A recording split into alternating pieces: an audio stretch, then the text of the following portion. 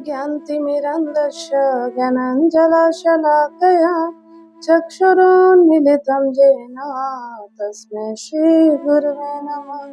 नमो विष्णुपादाय तीर्थपथप्रदर्शिने श्रीमते भक्तिसम्पद तीर्थगोस्वामीति नामिने वाञ्छाकल्पतरुभ्यश्च कृपा सिन्धुभ्येव च पतितानां पावनेभ्यो वैष्णवेभ्यो नमो नमः।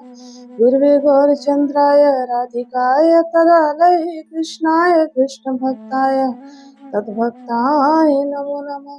श्री कृष्ण चैतन्य प्रभु नित्यानंद श्री अद्वैत गदाधर शिवासादि श्री गौर भक्तवृंद।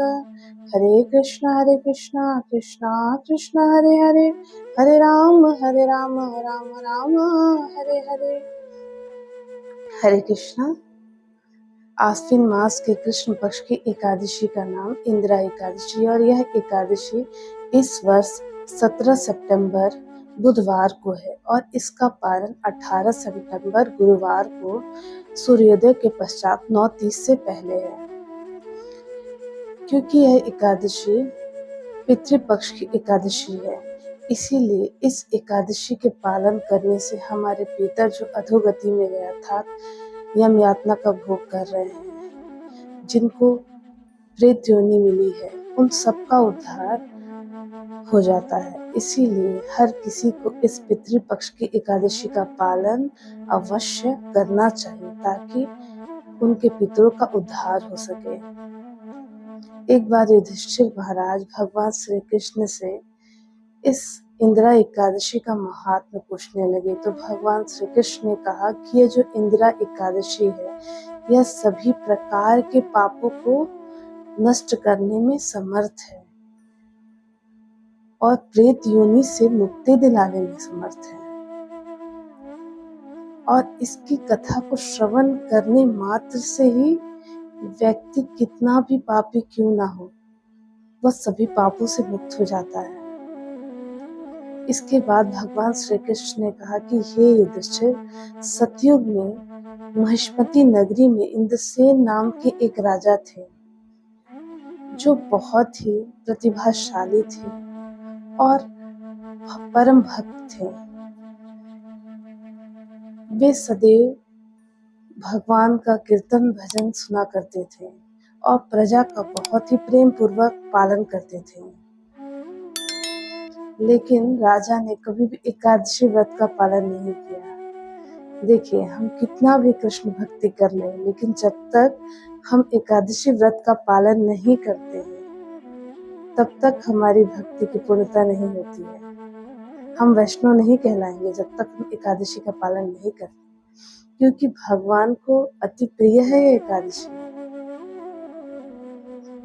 तो हम भगवान कृष्ण को मानते हैं तो हमें एकादशी व्रत का पालन करना पड़ेगा।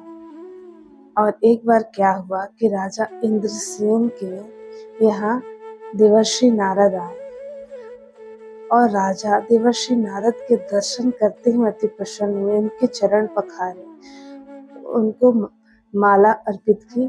उसके बाद देवर्षि नारद को देखकर राजा ने कहा कि हे ऋषिवर, आपके दर्शन से ही आज मेरा पूरा राज्य पवित्र हो गया है और मेरा कुल पवित्र हो गया है। कहिए मैं आपकी किस प्रकार सेवा करूं? तब नारद जी ने कहा कि एक बार मैं यमलोक में गया, वहां मैंने तुम्हारे पिताजी को देखा और तुम्हारे पिता ने कहा कि महिष्मती नगरी में मेरा पुत्र इंद्रसेन रहता है, उससे जाकर कहिएगा कि मैं पूर्व जन्म के किसी बुरी कर्म के कारण यम यातना का भोग कर रहा हूँ और मुझे इससे मुक्ति दिलाए। इसके बाद उन्होंने इसका उपाय भी बताया।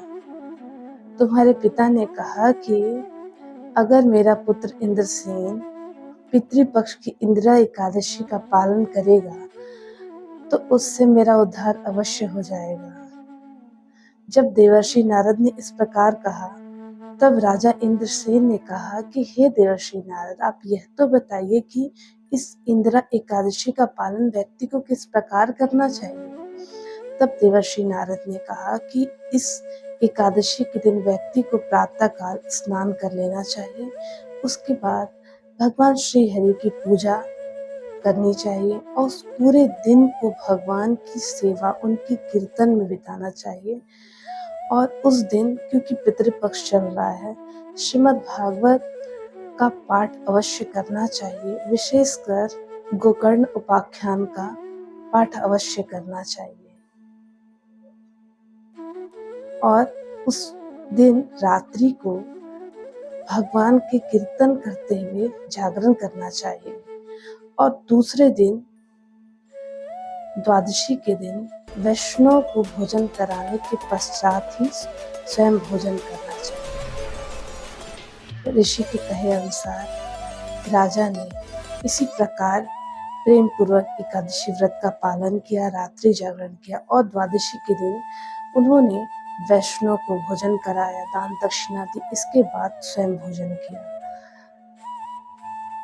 और इसके प्रभाव से उनके पिता को यमलोक से मुक्ति मिली और वह भगवान के धाम को गए। इसके बाद राजा ने निश्चय किया कि वह वर्ष की सारी एकादशी का पालन बहुत ही प्रेम पूर्वक करेगा और प्रजा सहित करेंगे। जिसके प्रभाव से अंत समय में राजा भी भगवान के धाम को गए। इसीलिए इस एकादशी तिथि को हमें साधारण तिथि नहीं समझना चाहिए। इसके पालन से हमारे पितरों का उद्धार हो जाता है। इसीलिए अगर हम कितना भी पिंडदान करें, पिंडदान से हमारे पितरों को एक वर्ष का भोजन मिलता है, लेकिन एकादशी व्रत के पालन से हमारे पितरों का उद्धार होता है।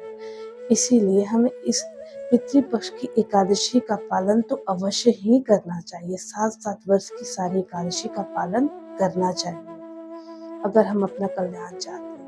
और वास्तव में ये जो हम पिंडदान करते हैं, इसका क्या उद्देश्य है? क्योंकि जो गया में हम पिंडदान करते हैं वहाँ विष्णु का चरण चिन्ह है, तो हम अपने पितरों को भगवान के चरण में समर्पित करते हैं।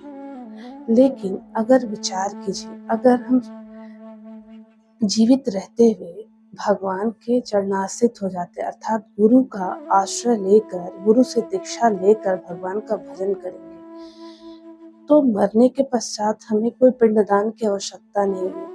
हमारा नरक से स्वयं ही उद्धार हो जाएगा और हम भगवान के धाम को जाएंगे। और गुरु से दीक्षा लेकर भगवान का जब हम भजन करेंगे, तो हमारे साथ साथ हमारे जितने भी पितर उनका उद्धार हो जाएगा। क्योंकि श्रीमद् भागवत में नृसिंह भगवान और प्रहलाद जी के चरित्र में नृसिंह भगवान प्रहलाद जी से कहते हैं कि जिसके कुल में एक वैष्णव भी हो जाता है, उसकी 21 पीढ़ियों का उद्धार हो जाता है। तो अगर वास्तविक कल्याण करना है तो हमें गुरु दीक्षा से युक्त होकर भगवान का भजन करना होगा, जिससे हमारा कल्याण तो होगा ही, साथ साथ हमारे पितरों का उद्धार हो जाएगा।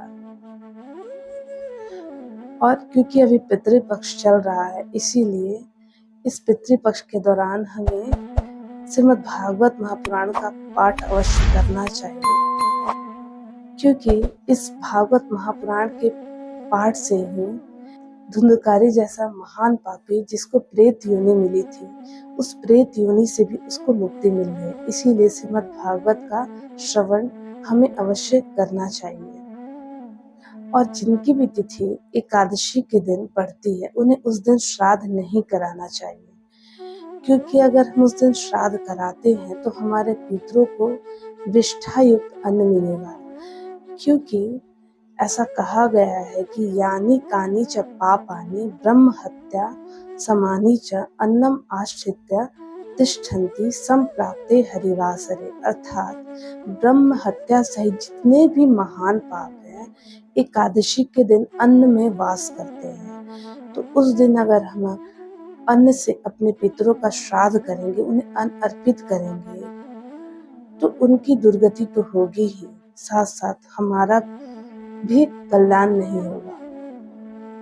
इसीलिए एकादशी के दिन श्राद्ध ना करा के हमें द्वादशी के दिन श्राद्ध कराना चाहिए, तभी हमारे पितरों का कल्याण होगा। और हम जो अपने पितरों को अन्न अर्पित करते हैं, उसे भगवान को अर्पित करने के बाद ही प्रसाद के रूप में उन्हें अर्पित करना चाहिए। नहीं तो हम अगर अपने पितरों को भगवान को अर्पित किए बिना ही अन्न अर्पित करते हैं, तो उससे उनका कल्याण नहीं होगा। इसीलिए जब भी हम श्राद्ध कराते हैं तो भगवान का प्रसाद बना के उनको अर्पित करना चाहिए, तभी हमारे पितरों को तृप्ति मिलेगी और हमारा कल्याण होगा। हरे कृष्णा।